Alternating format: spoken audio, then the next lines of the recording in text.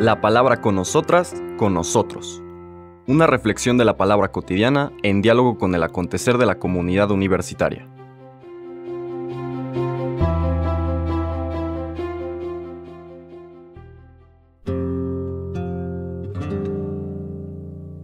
Hola, buenos días. Bienvenidas, bienvenidos a la palabra con nosotras, con nosotros. Hoy lunes 20 de febrero, lunes de la séptima semana del tiempo ordinario, recordando que en esta semana tendremos el cambio de tiempo litúrgico del tiempo ordinario a la Cuaresma, empezando este miércoles de ceniza. Seguimos nuestra lectura del Evangelio de San Marcos ahorita ya en el capítulo 9, versículos del 14 al 29.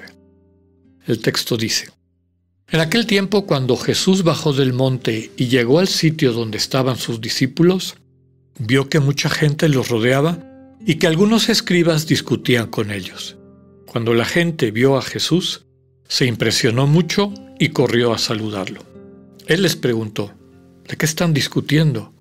De entre la gente uno le contestó: Maestro, te he traído a mi hijo, que tiene un espíritu que no lo deja hablar. Cada vez que se apodera de él, lo tira al suelo, y el muchacho echa espumarajos, rechina los dientes y se queda tieso.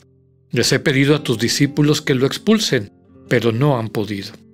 Jesús les contestó: Gente incrédula, ¿hasta cuándo tendré que estar con ustedes? ¿Hasta cuándo tendré que soportarlos? Tráiganme al muchacho. Y se lo trajeron. En cuanto el espíritu vio a Jesús, se puso a retorcer al muchacho. Lo derribó por tierra, lo revolcó y haciéndolo echar espumarajos. Jesús le preguntó al padre: ¿Cuánto tiempo hace que le pasa esto? Contestó el padre: Desde pequeño, y muchas veces lo ha arrojado al fuego y al agua para acabar con él. Por eso, si algo puedes, ten compasión de nosotros y ayúdanos. Jesús le replicó: ¿Qué quiere decir eso de si puedes? Todo es posible para el que tiene fe. Entonces el padre del muchacho exclamó entre lágrimas: Creo, Señor, pero dame tú la fe que me falta. Jesús, al ver que la gente acudía corriendo, reprendió al espíritu inmundo diciéndole: Espíritu mudo y sordo, yo te lo mando. Sal de él y no vuelvas a entrar en él. Entre gritos y convulsiones violentas salió el espíritu. El muchacho se quedó como muerto, de modo que la mayoría decía que estaba muerto. Pero Jesús lo tomó de la mano, lo levantó y el muchacho se puso de pie. Al entrar en una casa con sus discípulos, estos le preguntaron a Jesús en privado: ¿por qué nosotros no pudimos expulsarlo? Él les respondió: Esta clase de demonios no sale sino a fuerza de oración y de ayuno. Palabra del Señor. Este relato, normalmente conocido hoy en día como la curación del niño epiléptico, porque pues la descripción de la situación que vive, de lo que padece, pues claramente muestra los síntomas de quien padece esta enfermedad neurológica. Pero más allá de la enfermedad o el sentido contemporáneo o moderno de en qué consiste y por qué las personas que la padecen en ocasiones, sobre todo cuando es muy severa, inclusive pierden la capacidad de hablar o nunca aprenden a hablar. Aquí el sentido es, desde luego, simbólico y con un referente espiritual. El contexto de esta curación es el relato de la transfiguración. En los tres evangelios sinópticos de Mateo, Marcos, Lucas, viene inmediatamente después de la transfiguración. Este momento en el cual el Señor, y sobre todo el Padre, le revela a los discípulos que han subido con él a este monte alto, que la tradición reconoce como el monte Tabor, les manifiesta que Jesús es el culmen de la ley y los profetas, con estas dos figuras que están a los lados de Jesús, de Moisés y de Elías, y la segunda teofanía en los evangelios, es decir, manifestación de Dios, en este caso la voz del Padre dirigida a los discípulos, diciéndoles: este es mi Hijo amado, escúchenlo. Es decir, esta es mi revelación, en Él está mi última palabra, mi palabra definitiva, la manera como la humanidad se puede acercar plenamente al misterio de Dios, a este Dios que nuestra alma anhela entrar en comunión con Él. Y entonces, después de estar en este espacio en el cual el misterio de Dios se le revela a estos discípulos, habiendo descendido, y por eso sí empezó la lectura de hoy, cuando Jesús bajó del monte, y con estos 3 discípulos que lo acompañan, Pedro, Santiago y Juan, va en búsqueda del resto de los discípulos, pues se encuentra esta escena, ¿no? Mucha gente que lo rodeaba y escribas que discutían con ellos.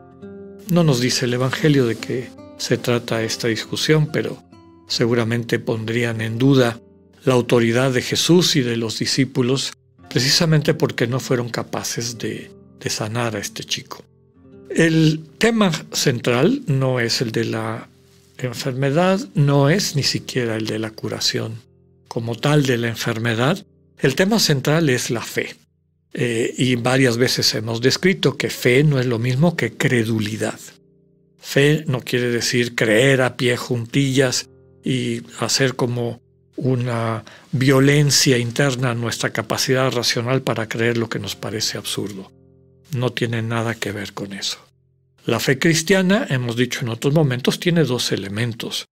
Uno es una historia de relación con Dios, lo que podemos considerar como las experiencias fundantes, de las cuales a veces somos conscientes y a veces no, pero que para que la fe madure debemos de tener un ejercicio permanente de discernimiento, de oración, de tratar de recuperar esos momentos importantes de la vida desde que tenemos uso de razón, en los cuales Dios se ha manifestado en nuestra cotidianidad. Y que lo que pasa es que la vida nos roba esas experiencias como nos roba otras, nos roba el amor, nos roba muchísimas realidades positivas y importantes en nuestra vida porque nos distrae con otras cosas. Y entonces nuestra conciencia se queda apegada o vinculada a estas cosas negativas y se nos olvida lo fundamental. Entonces la fe implica esa historia de amor de Dios mantenida consciente y madurada en ese conmemorar, recordar, profundizar. Y también hay un elemento de confianza, de esperanza, porque Dios me ha mostrado que es confiable. Yo espero lo mejor de Dios, que Dios me transmita vida en la medida en que yo, de forma atenta, capte su comunicación, la acoja, lleve una relación de cercanía, de intimidad con ese Dios. Las lecturas, aunque es un poco coincidente este año, porque como ustedes saben, el tiempo de Cuaresma se mueve a lo largo de los años, dependiendo de cuándo es la primera luna llena después del equinoccio de primavera, y entonces pues a veces empieza en la 7ª semana el tiempo ordinario, 8ª y hasta la 9ª a veces, ¿no? Hoy vemos que es la 7ª semana, pero lo que voy es esta invitación del final del relato a crecer en la fe, y lo que le dice a los 2 discípulos, esta clase de demonios, es decir, esta clase de impedimentos para una vida sana, para poder vivir en la comunión con Dios, solamente sale con oración y ayuno. Estos 2 temas nos van a acompañar a lo largo de la semana y en esta transición entre el tiempo ordinario y el tiempo de Cuaresma.